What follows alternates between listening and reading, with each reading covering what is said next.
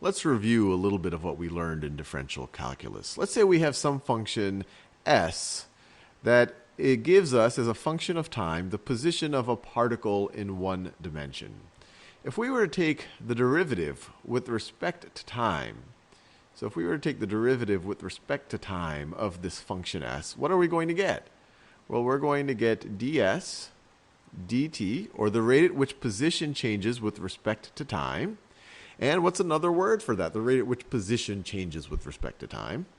Well, that's just velocity. So that we could write as velocity as a function of time. Now, what if we were to take the derivative of that with respect to time? So we could either view this as the second derivative. We're taking the derivative not once, but twice of our position function.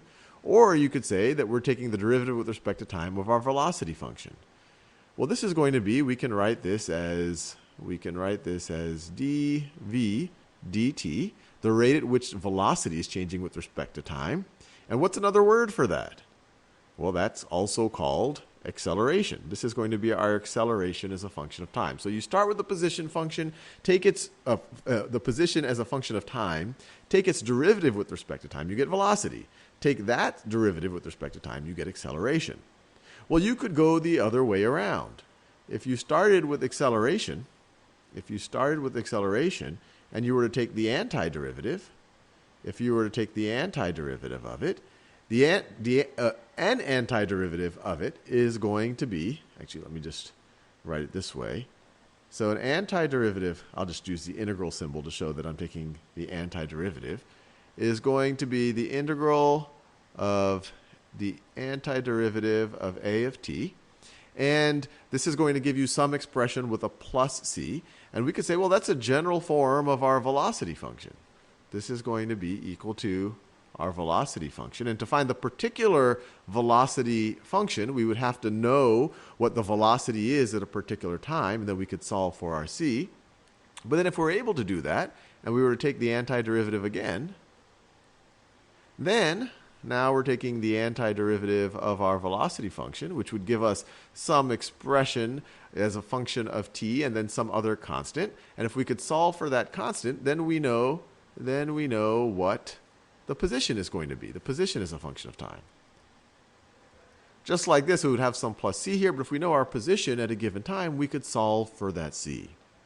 So now that we've reviewed it a little bit, but we've rewritten it in, I guess you could say, thinking of it not just from the differential point of view or from the derivative point of view, but thinking of it from the antiderivative point of view, let's see if we can solve an interesting problem. Let's say that we know that the acceleration of a particle as a function of time is equal to 1. So it's always accelerating at 1 unit per, and I'm not giving you time. Let's just say that we're thinking in terms of meters and seconds. So this is 1 meter per second squared right over here. That's our acceleration as a function of time. And let's say we don't know the velocity expressions, but we know the velocity at a particular time. And we don't know the position expressions, but we know the position at a particular time. So let's say we know that the velocity at time 3, let's say 3 seconds, is negative 3 meters per second. And actually, I'm going to write the units here just to make it a little bit. So this is meters per second squared. That's going to be our unit for acceleration. This is our unit for velocity.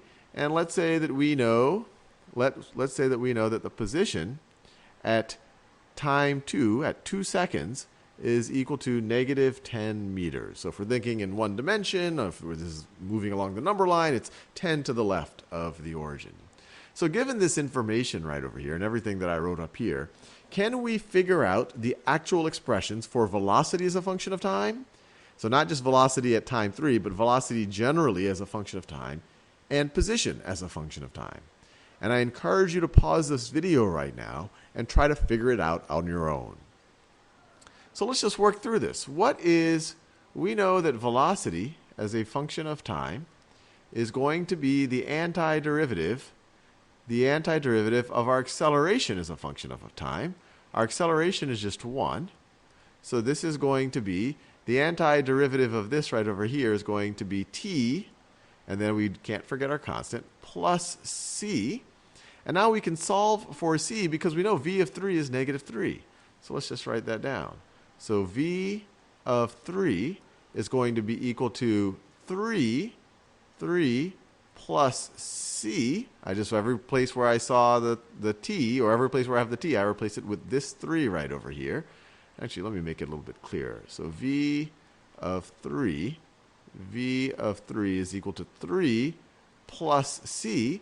And they tell us that that's equal to negative 3. So that is equal to negative 3.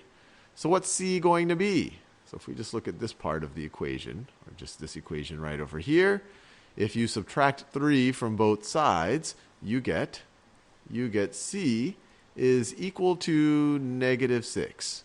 And so now we know the exact expression that defines velocity as a function of time. V of t is equal to t plus negative 6, or t minus 6. And we can verify that. The derivative of this with respect to time is just 1. And when time is equal to 3 minus 6 is indeed negative 3. So we've been able to figure out velocity as a function of time. So now let's do a similar thing to figure out position as a function of time. We know that position is going to be an antiderivative of the velocity function. So let's write that down.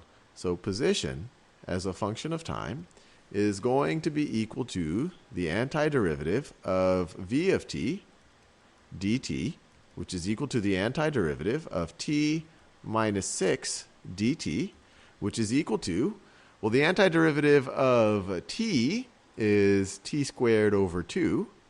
So t squared over 2, we've seen that before. And the antiderivative of negative 6 is negative 6t. And of course, we can't forget our constant. So plus c. So this is what s of t is equal to. S of t is equal to all of this business right over here. And now we can try to solve for our constant. And we do that using this information right over here. At 2 seconds, our position is negative 10 meters. So s of 2, or I could just write it this way. Well, let me write it this way. S of 2 at 2 seconds is going to be equal to 2 squared over 2. That is, let's see, that's 4 over 2. That's going to be 2 minus 6 times 2. So minus 12 plus c is equal to negative 10. Is equal to negative 10. So let's see, we get 2 minus 12 is negative 10 plus c is equal to negative 10. So you add 10 to both sides, you get c in this case is equal to 0. So we figured out what our position function is as well. The c right over here is just going to be 0. So our position as a function of time is equal to t squared over 2 minus 6t. And you can verify.